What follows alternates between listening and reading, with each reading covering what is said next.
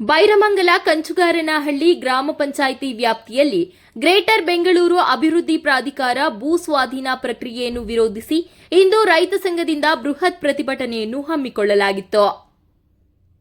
Greater Bengaluru Bidadi ಭೂ ಸ್ವಾಧೀನ ಪ್ರಕ್ರಿಯೆ ಕೈಬಿಡುವಂತೆ ಒತ್ತಾಯಿಸಿ ಬೃಹತ್ ಪ್ರತಿಭಟನೆ ಹಾಗೂ ರಾಮನಗರ ತಾಲೂಕಿನ ಬಿಡದಿ ಹೋಬಳಿಯ ಗ್ರಾಮದ ಅಪ್ರಾಪ್ತ ಹೆಣ್ಣು ಮಗಳ ಅತ್ಯಾಚಾರ ಹಾಗೂ ಕೊಲೆ ಪ್ರಕರಣ ನಡೆದ ಘಟನೆಯನ್ನು ಎಸ್ಪಿ ಕಚೇರಿಯಲ್ಲಿ ಚರ್ಚೆಗೆ ಆಗಮಿಸಿದ ವಿರೋಧ ಪಕ್ಷದ ನಾಯಕ ಆರ್ ಅಶೋಕ್ ಹಾಗೂ ಲೋಕಸಭಾ ಸದಸ್ಯ ಡಾ ಸಿಎನ್ ಮಂಜುನಾಥ್ ಆಗಮಿಸಿ ಪ್ರತಿಭಟನೆಗೆ ಶಕ್ತಿ ತುಂಬಿದರು.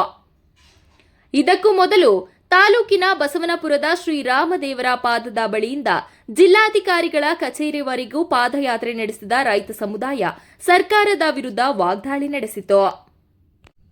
ಈ ವೇಳೆ ಮಾತನಾಡಿದ ವಿರೋಧ ಪಕ್ಷದ ನಾಯಕ ಆರ್ ಅಶೋಕ್, ಗ್ರೇಟರ್ ಬೆಂಗಳೂರಿನ ಹೆಸರಿನಲ್ಲಿ ರೈತರ ಭೂಮಿಯನ್ನು ಹೊಡೆಯುವ ಹುನ್ನಾರ ಮಾಡುತ್ತಿದ್ದಾರೆ.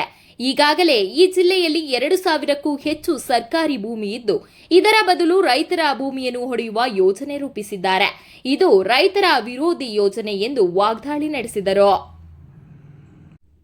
ಇದೇ ವೇಳೆ ಮಾಜಿ ಶಾಸಕ ಎ ಮಂಜುನಾಥ್ ಮಾತನಾಡಿ, ಹಣ ಶಾಶ್ವತ ಅಲ್ಲ, ಭೂಮಿ ಶಾಶ್ವತ.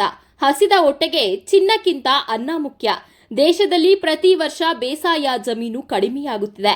ಇನ್ನೊಂದು ಕಡೆ ಕಟ್ಟಡಗಳ ನಿರ್ಮಾಣ ಹೆಚ್ಚಾಗುತ್ತಿದೆ. ಹಣ ಕೇವಲ ಒಂದು ಜನರೇಷನ್ಗೆ ಮಾತ್ರ ಸೀಮಿತವಾಗಿರುತ್ತದೆ. ಭೂಮಿ ಸೂರ್ಯ ಚಂದ್ರ ಇರುವವರೆಗೂ ಶಾಶ್ವತ. ರೇಷ್ಮೆ ಸೀಮೆಯಾಗಿರುವ ರಾಮನಗರ ಜಿಲ್ಲೆಯಲ್ಲಿ ರಾಜ್ಯಕ್ಕೆ ಮೊದಲ ಸ್ಥಾನದಲ್ಲಿತ್ತು. ಆದರೆ ಈಗ 2ನೇ ಸ್ಥಾನಕ್ಕೆ ಕುಸಿತ ಕಂಡಿದೆ. ಸರ್ಕಾರ ಈ ಯೋಜನೆಯನ್ನು ಇಲ್ಲಿಗೆ ಕೈಬಿಡಬೇಕು. ರೈತರ ಹೋರಾಟಕ್ಕೆ ನಮ್ಮ ಬೆಂಬಲ ಇದ್ದೇ ಇದೆ ಎಂದರು.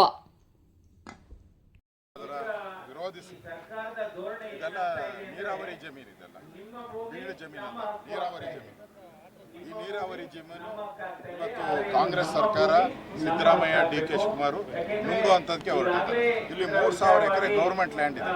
ಆ 3,000 ಎಕರೆನ ನುಂಗಿ ನೀರು ಕುಡಿಯುವಂಥದ್ದಕ್ಕೆ ಅವ್ರು ಸ್ಕೀಮ್ ಹಾಕೊಂಡಿದ್ದಾರೆ. ಲೂಟಿ ಹೊಡಿಯೋಕ್ಕೆ ಸ್ಕೀಮ್ ಹಾಕೊಂಡಿದ್ದಾರೆ. ಇಲ್ಲಿ ರೈತರು ಬೀದಿ ಪಾಲಾಗುತ್ತೆ. ಇಲ್ಲೇನು ಅವಶ್ಯಕತೆ ಇಲ್ಲ. ಈ ಬಿಡದಿಯಲ್ಲಿ ಏನು ಅವಶ್ಯಕತೆ ಇದೆ? ಯಾರು ಸೈಟ್ ತಗೊಂತಾರೆ? ಯಾರಿಗೆ ಸೈಟ್ ಬೇಕಾಗಿದೆ?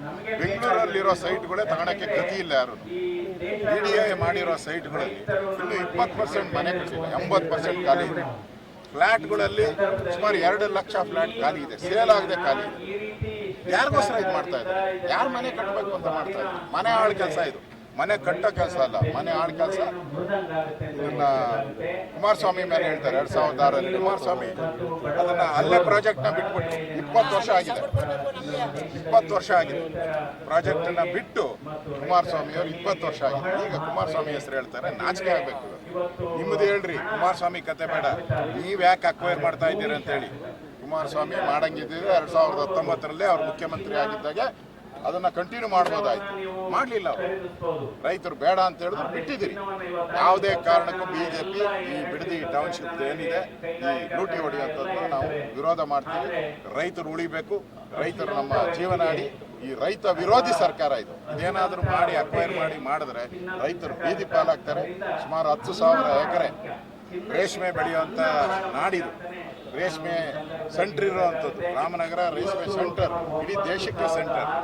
ಅದನ್ನ ಮುಗಿಸ್ಬೇಕು, ರೇಷ್ಮೆ ನಾಡನ್ನ ಮುಗಿಸ್ಬೇಕು ಅಂತೇಳಿ ಹೊರಟಿರುವಂತ ಕಾಂಗ್ರೆಸ್ಗೆ ಧಿಕ್ಕಾರ, ಧಿಕ್ಕಾರ, ಧಿಕ್ಕಾರ. ಬರೇ 4 ಕೋಟಿ ದುಡ್ಡನ್ನ ನಾವು ಡೆಪಾಸಿಟ್ ಮಾಡ್ತೀವಿ, ನಮ್ ಭೂಮಿ ಕೊಡಿಸಿ ಅಂತ ಯಾವ್ದಾದ್ರು ಒಂದು ಕಂಪ್ನಿ ಬಂದಿದ್ರೆ ನೀವು ಚೋಳಣ್ಣವ್ರು ಹೇಳ್ರಿ. ಇಲ್ಲೆಲ್ಲಾರು ಆಫರ್ ಮಾಡ್ತೀವಿ, ರೈತರ ಭೂಮಿನೆಲ್ಲ ಖರೀದಿ ಮಾಡ್ಬಿಟ್ಟು ಆಮೇಲೆ ಆಫರ್ ಮಾಡ್ತೀವಿ ಅಂತೀರಾ? ನಿಮ್ ಬಿಎ ಮಾಡಿದ ಎಷ್ಟು ದುಡ್ಡಿದೆ ನಿಮ್ಮ ಹತ್ರ? ನಮ್ಮ ರೈತರ ಭೂಮಿ 10 ಎಕರೆ ತಗೊಳಕ್ಕೆ ನಿಮ್ಗೆ ನಿಮ್ಮ ಹತ್ರ ದುಡ್ಡಿದ್ರೆ ತೋರಿಸ್ರಿ, ಬ್ಯಾಂಕ್ ಬ್ಯಾಲೆನ್ಸ್ ತೋರಿಸ್ರಿ.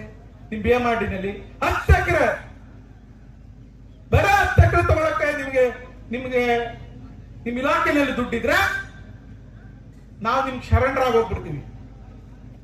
ನಾನು ಕೇಳಿದ್ರೆ ಎಲ್ಲಾ ಸಿಸ್ಟರ್ ಕನ್ಸರ್ನ್ ಅವರು ಆನೇಕಲ್ ಪ್ರಾಧಿಕಾರ, ಕನಕಪುರ ಪ್ರಾಧಿಕಾರ, ಮಾಗಡಿ ಪ್ರಾಧಿಕಾರ, ನೆಲಮಂಗಲ ಪ್ರಾಧಿಕಾರ, ದೇವನಹಳ್ಳಿ ಪ್ರಾಧಿಕಾರ, ರಾಮನಗರ, ಚನ್ನಪಟ್ಟಣ ಎಲ್ಲಾ ಪ್ರಾಧಿಕಾರಗಳಲ್ಲೂ ದುಡ್ಡೈತೆ. ಅದನ್ನೆಲ್ಲ ಕ್ರೋಢೀಕರಿಸಿ ಮೂವ್ಮೆಂಟ್ ಮಾಡ್ತೀನಿ ಅಂತ ಹೇಳ್ತೀರಿ. ನಾಚಿಕೆ ಆಗಲ್ವಾ ನಿಮ್ಗೆ?